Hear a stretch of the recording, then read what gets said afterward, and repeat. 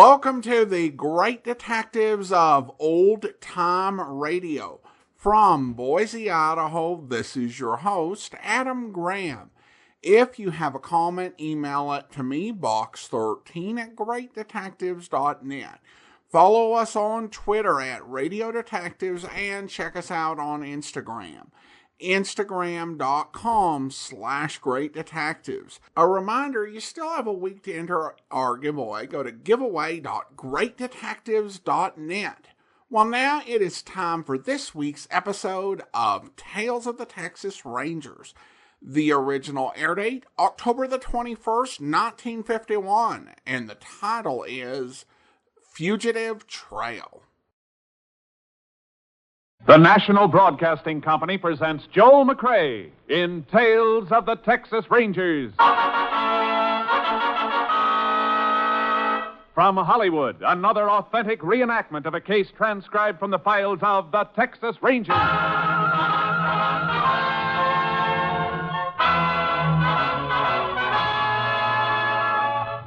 Tales of the Texas Rangers, starring Joel McCrea as Ranger Jace Pearson. Texas, more than 260,000 square miles, and 50 men who make up the most famous and oldest law enforcement body in North America.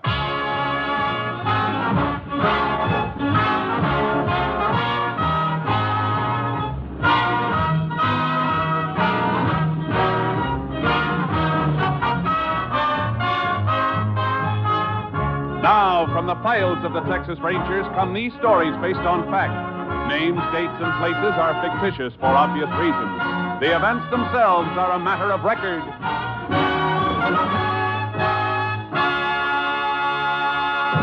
Case for tonight, Fugitive's Trail.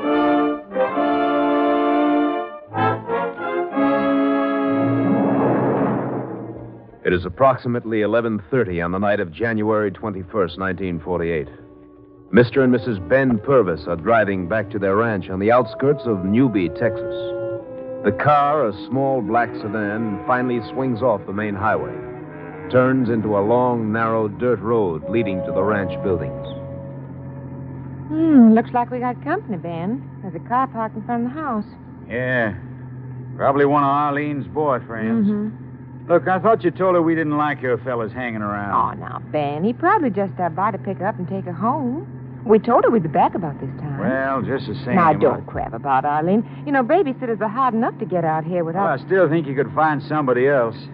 I was never sold on that girl. She's kind of wild and unpredictable. Oh. Never know what she's going to do. She's all right, Ben. Just stop worrying. Looks like Dave Fenton's car.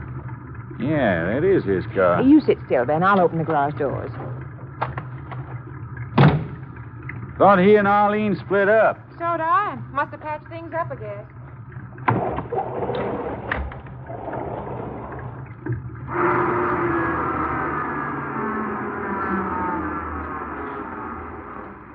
You got the plants Mrs. Sutton gave you? Right here. What sort of flowers they going to be? Yellow. Miss Sutton told me the name, but I forgot. I think they look real nice alongside the house, don't you? Yeah, I guess so. You know, Ben, I'm kind of glad we went over to see Miss Sutton tonight. Yeah, she's a real nice old lady. Mm-hmm. Sure held up fine at the funeral this afternoon. It's going to be hard on her for a while, though, poor thing. After all, she and Mr. Sutton were married almost 40 years. Now he's gone. Yeah. Well, Doc warned him to slow down after that last attack he had. But no, he wouldn't hear of it.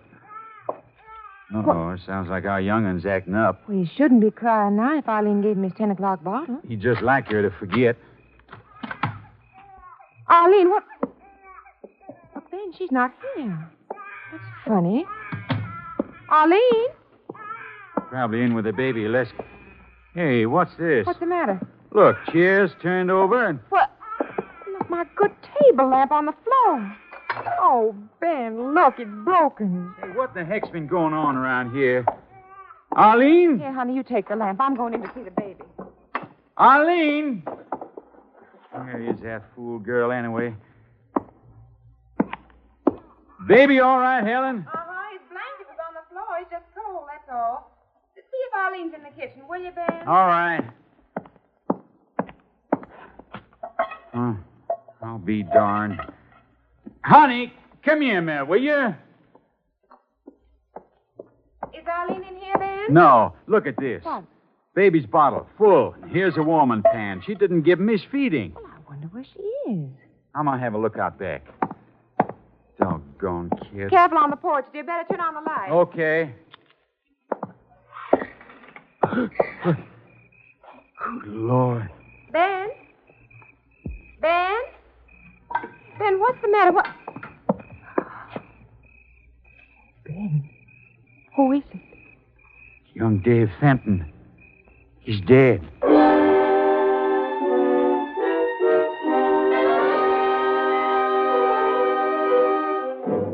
On discovering the body of Dave Fenton, Ben Purvis immediately called the sheriff's office. The sheriff put out an all-points bulletin for the Rankin girl and requested aid from the Texas Rangers. Ranger Jace Pearson was assigned, arriving at the Purvis Ranch shortly after 4 a.m. There's the body, Jace. Blast caught him right behind the ear. Not very pretty, is it? Shotgun wounds never are. When this happened? Doc figures sometime between 9 and 10 o'clock last night. Uh-huh. Just a kid. 19. Worked at his pa's gas station in town. Seemed like a real nice boy, Jace. Real nice. Anybody touch this shotgun? No. Who's it belong to? Ben Purvis. Says he generally keeps it behind the kitchen door. It's babysitter Arlene, Arlene Rankin. Here's a description of her. I sent a man over to her house right after Purvis called me. Her pa said she hadn't come home. The man's still out there keeping an eye on the place in case she does show up. I don't think she will. Which one's Purvis? Over there by the fence, talking to the justice of the peace. Ben! Oh, Ben! Okay, Sheriff. Be right with you. If you want to talk to Mrs. Purvis, Jace, she's inside. Later, maybe. You want me, Sheriff? Yeah. Ben, this here's Ranger Pearson. Jace, Ben Purvis. Howdy, Ranger. Howdy, Mr. Purvis. Sheriff tells me that you and your wife were out visiting when this happened. That's right. We were over at the Sutton place. What time did you leave the house here last night? Well, now, let me see. I drove over to Arlene's house around 6:30. I picked her up and brought her back here. Then the wife and I left. I guess that was around 7. You know if she was expecting this Fenton boy to drop in on her? No, I don't. Had he ever come around here before? Oh, sure, lots of times. He dropped by to take her home. Only he stopped coming around a couple of months ago. Why was that? Well, near as I can figure, she and Fenton must have had a falling out of some sort. Maybe she got tired of him. She had a lot of boyfriends, new ones, every time you turn around. I see. Who's the latest, do you know? No, it's pretty hard to keep up with her. A couple of weeks or so ago, it was Lenny Hayes. Oh, was he supposed to come by last night? I wouldn't know that, Ranger. You usually take her home? That's right, whenever there's no fella here to pick her up. You know, Jace, I figure that Fenton here got sore because she threw him over. They had a fight. She killed him and beat it. Yeah, it could have happened that way. And it could have been the reason why she didn't take Fenton's car. She'd been spotted too easy. That girl. Ain't surprised she'd pull a stunt like this at all. Not this gun of yours, Mr. Purvis. You always keep it loaded? Yes, sir, and it's usually sitting behind the kitchen door. Did Arlene know it was there? I don't see how she could have missed noticing it, Ranger. I want to take this gun with me, Mr. Purvis. Have the lab men check the fingerprints. Well, sure, go ahead. All right, Sheriff. I guess the JP can take charge of the body now. Let's get moving. Anybody in mind you want to see? Yeah. Some of Arlene's friends. We'll start with the boy she's been going with lately, this Lenny Hayes. He lives over the drugstore. Oh, but let's see. It's after 5 now, Jace. He's probably on his way to work. Oh, where's that? Auction barn. He's sort of a general handyman there, tagging cattle, herding them around the place. All right. Let's look him up.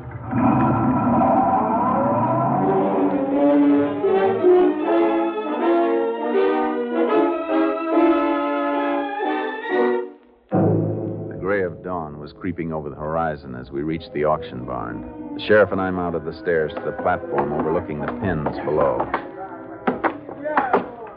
You see Lenny Hayes anywhere, Sheriff? Yeah. Yeah, there he is, down there, coming along the runway. Lenny? Oh, Lenny? Yeah? Want to talk to you. Come on, Jace.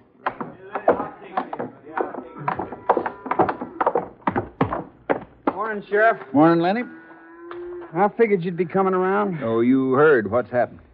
Yeah, This is Ranger Jace Pearson, Lenny. He wants to ask you some questions. Sure. When'd you see Arlene Rankin last, Lenny? Yesterday afternoon at the Sutton funeral. Everybody in town was there, I guess. You talked to her? For a few minutes. I asked her to go to the basketball game at the school gym, but she couldn't. She'd already promised to sit for the Purvis folks. I see. What happened between Arlene and Dave Fenton, do you know? They just busted up, that's all. How'd he take it? Well, he could be pretty nasty when things didn't go the way he wanted. He called her up a lot after that, wanted to patch things up, but Arlene wouldn't have any of it. He got good and sore a couple of times. Do you think Arlene was frightened by him? Well, sure, the guy was crazy jealous and never knew what he might do. I see. Do you have any idea where Arlene could be right now? Nope. No idea at all. All right, thanks. Could I ask you something, Ranger? Yeah? Look, if Arlene did kill Fenton, it could have been self-defense, couldn't it? Maybe. Suppose he'd come out there looking for trouble. Couldn't she have picked up the gun to scare him away, not meaning to pull the trigger? And the gun went off accidentally. Is that what you're driving at, Lenny? Well, sure, why not? Well, in that case, you shouldn't have run away. Well, yeah, that was a crazy thing to do, I guess. But look, if she was to give herself up now, and if she could prove it was self-defense, an accident... Go on. Well, I mean, things would go easier on her, wouldn't they? Has Arlene been in touch with you, Lenny? Has she? Listen, Ranger, I don't want to get in any trouble, but... You won't if you tell the truth. Well, this thing is getting me down. I want to get it off my mind. If I told you where she is, would you give her a break? I'm not a judge. Where is she? She phoned me last night from Covington, from the bus depot. Covington, huh? Yeah, she said she was in trouble. Wouldn't tell me what it was. She said she needed money, and, well, I didn't have any. Not even enough to buy gas to drive over there. What'd you tell her? I told her I'd see if I could raise some, but, well, she hung up on me. What time did she make this phone call? Around midnight, a few minutes before. I remember because I was listening to the radio and the station signed off while I was talking to her. There's a bus comes through here around 10:30, and it pulls into Covington a little before midnight, Jace. That's the one she probably took. Come on, Sheriff. Let's head for Covington.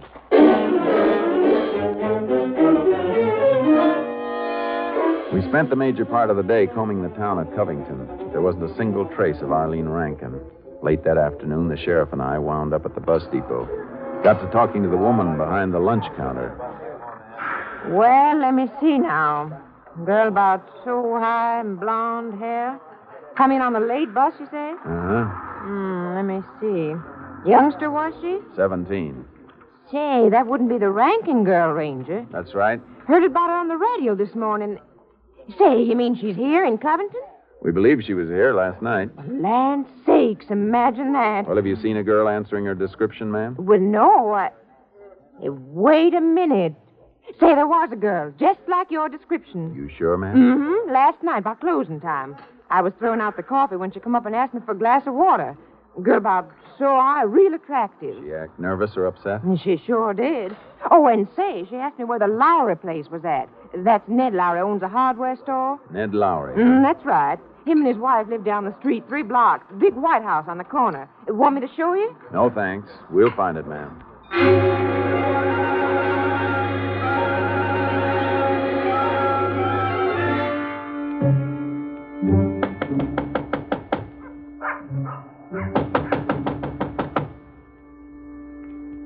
Doesn't seem to be anybody at home, Jay. I'm pretty sure there is, Sheriff. I heard someone moving inside. Hey, you're right, Jace. There is somebody in there. I just saw the window curtains move. Reckon I ought to slip around back. Hold it. Yes? Oh, Ranger, what is it? Afternoon, miss. We begin to think there wasn't anyone at home. Well, sorry if I kept you. I was taking a nap. I wasn't sure if I heard someone at the door or not. We're looking for a girl named Arlene Rankin. Arlene Rankin? Well, there's no one here by that name. Is that so? This is a Lowry residence. We know that, miss. Oh, well, there are only 3 of us living here. My sister, her husband, and myself. You don't know Arlene Rankin? No? Should I? Here's her picture, miss. Ever see her before? See. No, I never saw her before. Your sister and her husband at home? No, I'm alone. Mind if we come in? Well, no, but... We just want to look around. Sounds like it's in this room, Jace. There's no one in there. It's just... We'll have a look anyway, miss. Window shutter, Jace. Wind's banging it against the house. It's broken. Kept me awake half the night. Look, if you tell me what this is all about... That suitcase over there on the chair, miss. Who does it belong to? Well, that's mine. Yours, eh? Baggage tag here says Continental Trailways, Jace. That's how I got here, by bus. What's that, miss? I arrived last night, just here visiting my sister. What time did your bus get in last night? Oh, it was around midnight. You talked to anyone at the depot? No, I don't think I did. Are you sure? Oh, wait, I did ask the woman at the lunch counter how to get here. I see. That lady back at the lunch counter sure has an imagination, Jace. Tell me, miss, did any other girl get off the bus when you did last night? No other girl. You positive? Yes, I think so. What do you make of that, Jace? Take a look at this photograph again, miss. You recall seeing this girl among the passengers? Well? No, I don't remember seeing her. Of course, the bus was crowded, and I really didn't pay much attention to the others on board. I see. Look, would you mind telling me what this is all about? No cause for you to worry, miss. Sorry we bothered you. Come on, Sheriff.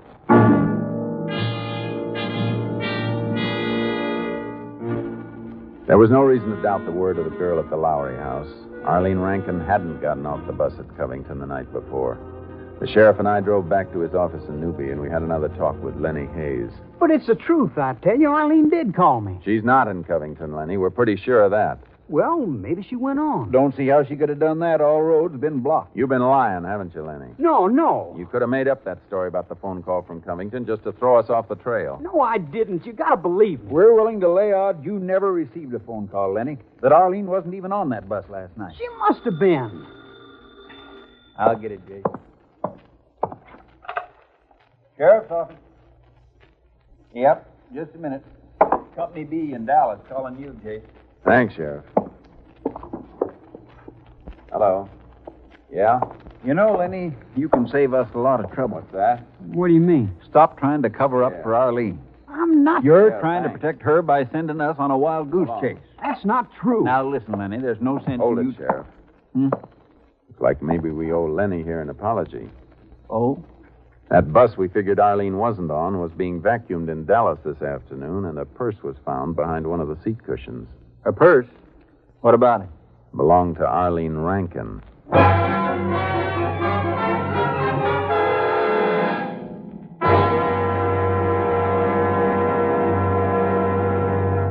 You are listening to Tales of the Texas Rangers, starring Joel McCrea as Ranger Jace Pearson. Now, we continue with tonight's case, Fugitive's Trail, an authentic story from the files of the Texas Rangers.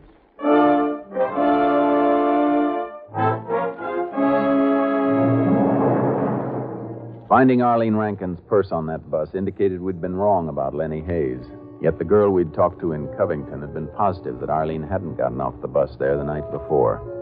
I put in a call to the Continental Trailways Company and found out that the driver of the bus was due back in Newby in an hour. We were waiting at the bus station when he came in. Nope, I don't think I can help you, Ranger.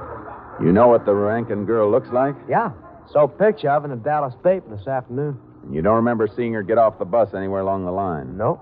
Do you remember seeing her get on the bus here in Newby? Look, I picked up quite a load here last night. A lot of high school kids, Ranger. Maybe this Rankin gal was one of them. Maybe she wasn't. Didn't pay much attention. I just wanted to get rolling. In a hurry, were you? I was running behind schedule. See, ordinarily there's a 5-minute wait here. 1 cup of coffee. Well, I had 2. Oh? Basketball game, the high school gym went overtime, and, well, I didn't want to shove off. I knew most of the kids were counting on getting the bus. Wait a minute. You were late taking off? Well, sure. Almost 10 minutes. What time did you arrive at Covington? Well, with all those stops along the way, I lost another 5 minutes. Didn't pull into Covington till 12:15. 12:15? Yeah? Jace? Yeah, Sheriff, yeah. All right, driver, thanks. Sure enough. Sorry I wasn't much help, Ranger. See you, Sheriff. Yeah. Kind of interesting, isn't it, Jace? If the bus didn't get to Covington until 12:15, how could Arlene have called Lenny from the bus depot there a few minutes before 12? Doesn't seem to add up, does it, Sheriff? Of course, Lenny might have got the time mixed up. I don't think so. He seemed pretty sure of it, you'd call. Yeah, that's right. He must have lied. We'll know about that for sure once we've talked to the telephone company over at Covington.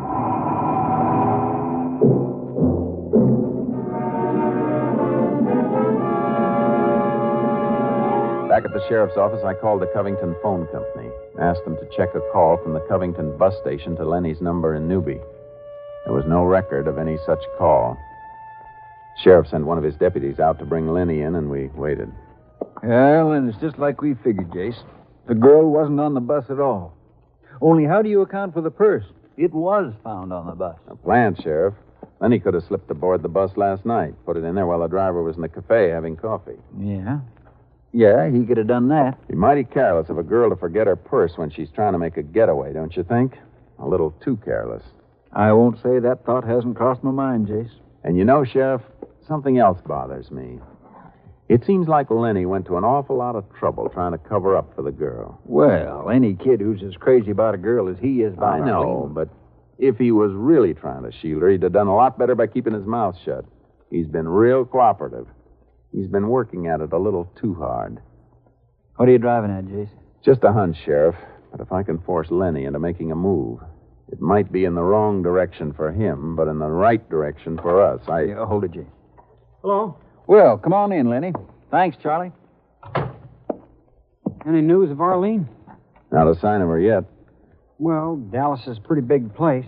The fact that her purse was found on the bus in Dallas doesn't necessarily mean she's there. She could have gotten off the bus anywhere along the line. Yeah, I guess so. Lenny, about this phone call you said you got. Still don't believe me, huh? Maybe you were mistaken. Maybe Arlene just told you she was calling from Covington. No, I heard the operator. She said it was Covington. I see. Well, we'll check with the phone company anyway just to make sure. Check with the phone company? But Arlene called me from a payphone. How can you check? Well, it doesn't make any difference. Phone company keeps a record of all long-distance calls. Didn't you know that? No, I didn't. Well, anyway, that isn't why I asked you to drop in, Lenny. We think you can help us. Mm-hmm. So what? We'd like you to talk to some of Arlene's friends. Maybe you can find out more than we have. Me? Yeah, you want to help us, don't you? You'd be helping Arlene. Well, sure I want to help. Well, then get to her friends. Tell them if they know something, they better talk up. And get in a lot of trouble by withholding information. Yeah, I guess they can. Okay, that's all, Lenny. Let us know if you hear anything. Yeah. Yeah, I'll let you know, Ranger.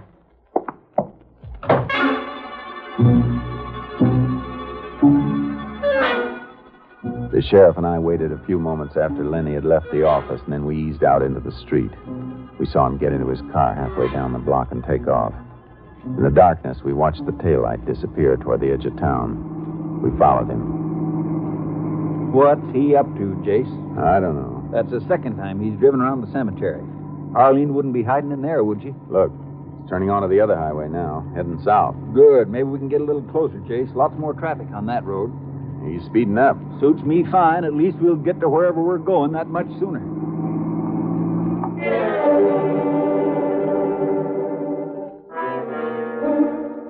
A quarter of an hour later, Lenny Hayes turned off the main highway into a narrow dirt road. I switched off my headlights and followed. We spent another 15 minutes trailing him as he cruised up and down the back roads like he was searching for something. Then we wound up on the highway once more. When we reached the outskirts of Newby, he turned again, drove right into the cemetery, stopped. Any sign of him, Jace? There's his car parked up ahead. Easy now. Better stay here in the shadows. Might spot us in this moonlight. I'd sure like to know what the Samuel that kid's up to. Hold it. Yeah. There he is. Where, Jace? Over there, near the fence. What's he doing? It's digging. Say, wait a minute. Look at the flowers over there, Jace. Pushed over to one side. That's Harry Sutton's grave. What's he doing digging around there? Freshly turned ground, Sheriff. If he's trying to hide something, he can do it quickly. Let's move up a little closer. There. Here. This way around the hedge. Yeah. Move up behind his car.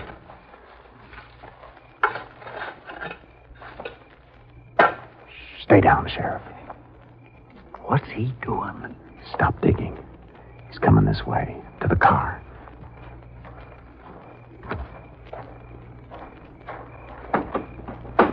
Now what? Just open the trunk compartment. Let me take a look.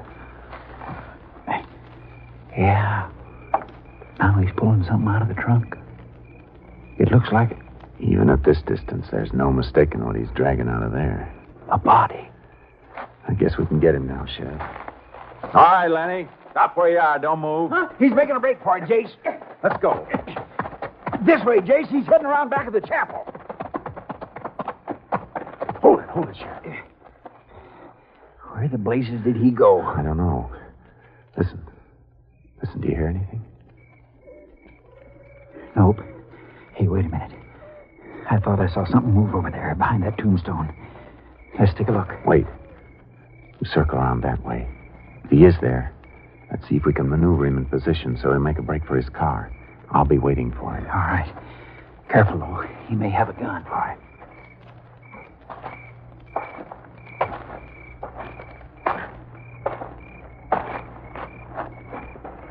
There he goes, Jace. Hold it, Lenny. Let go. Let it go. Simmer down now, boy. This is as far as you go. Let go of me. I said simmer down. Okay, Ranger. You all right, Jace? Yeah. Come on, let's go around back of the car and have a look at that body. Well, it's Arlene Rankin, all right, Jason. How about it, Lenny? You feel like talking? Sure. Why not? Arlene, she was just playing me for a sucker. She was really crazy about Fenton all the time, just using me to make him jealous. When'd you find that out? Last night when I sneaked over to the Purvis place. I saw them together. I went out of my head, I guess. So you went inside, got the gun, and shot Fenton. Well, I didn't mean to do it. I just wanted to scare him. I didn't mean to. I suppose you didn't mean to kill Arlene either. No, but I had to. I had to kill her to keep her from talking. You had the body in the trunk compartment here all this time? Yeah. I waited too long last night trying to make up my mind what to do with it. Sheriff's men were all over the place looking for her. You thought you'd get away with making it look like Arlene had killed Fenton and run off, huh? I almost did get away with it. Yeah, almost. The penitentiary's full of people who almost got away with it, too. Come on, let's go.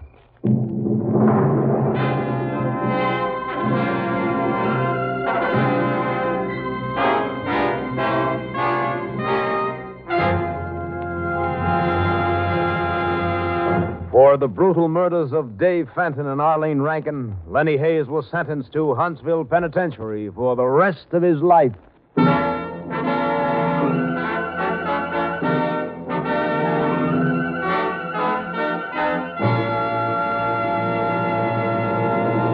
And now, here again is the star of our show, Joel McCrea. One day last year, we received a card from a little girl who wanted to be a Texas Ranger. She said she didn't have a horse, but she did have a mule and could ride. We learned last week that this same little girl was stricken with a serious illness and has been in bed all summer. When she heard our first show a few weeks ago, she asked her father to help her write a poem and send it to us. We'd like to read it. R is for Ranger, stalwart and strong. A for his aim that never goes wrong. N for his nerve, calm, steady, and sharp. G for his gun, never misses the mark. E is for effort, endurance in fight. And R for respect for the things that are right. Fanaloo, that's a fine poem, and it's deeply appreciated. Honey, you're going to get well, 'cause in spirit, you're a Texas Ranger. Next week, Joel McCrea in another authentic reenactment of a case from the files of the Texas Rangers.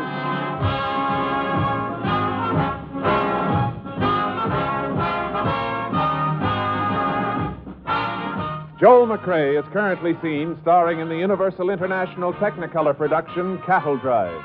The cast included Tony Barrett, Lillian Bayef, Whitfield Connor, Parley Bear, Sam Edwards, and Marion Richmond. Technical advisor was Captain M.T. Lone Wolf Gonzalez of the Texas Rangers. This story was transcribed and adapted by Adrian Gendot, and the program was produced and directed by Stacy Keith. Hal Gibney speaking.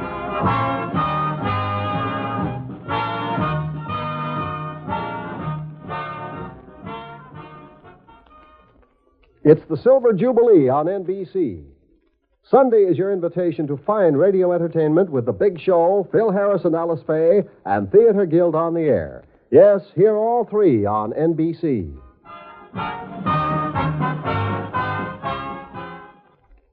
Next, it's The Big Show on NBC.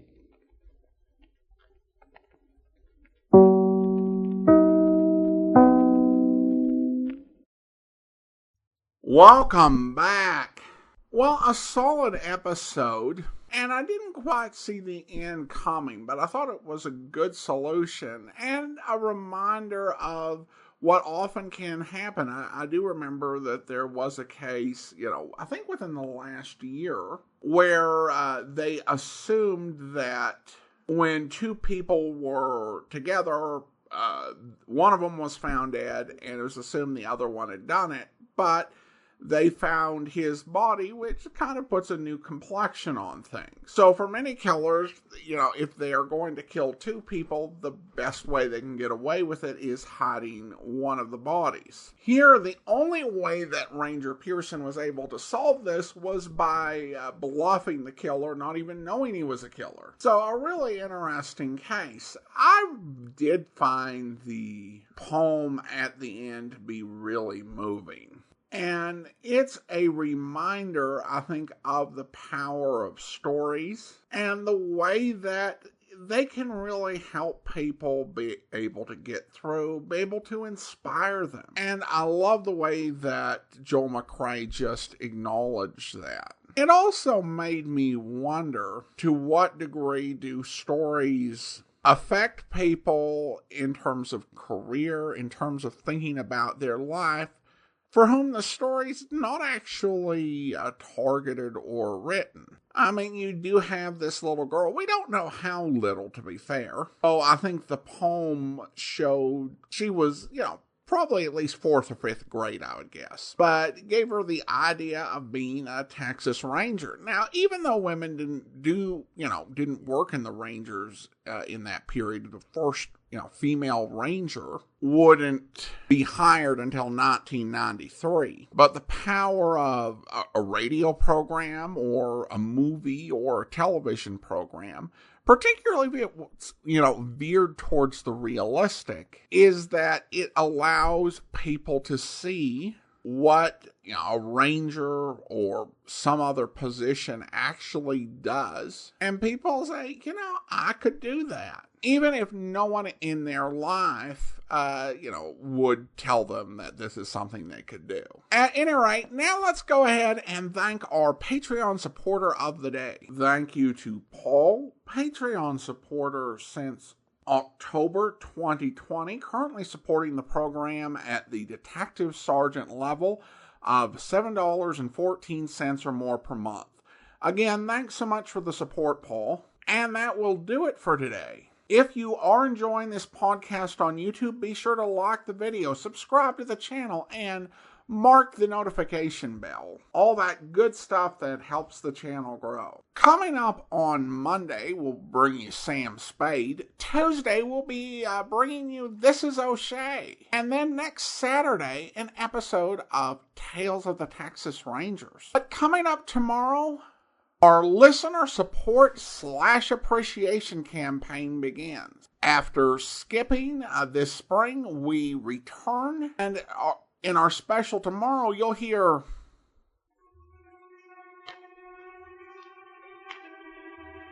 She said she might come back. A chance I'd had to take. I'll have to wait up there. There's no other place. No other place.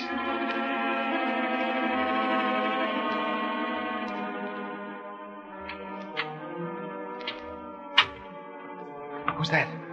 Alex. Oh, June. Say, if you hear a peculiar noise, it's my skin creeping. Anything happened while I was gone? Nothing. I didn't have any luck either.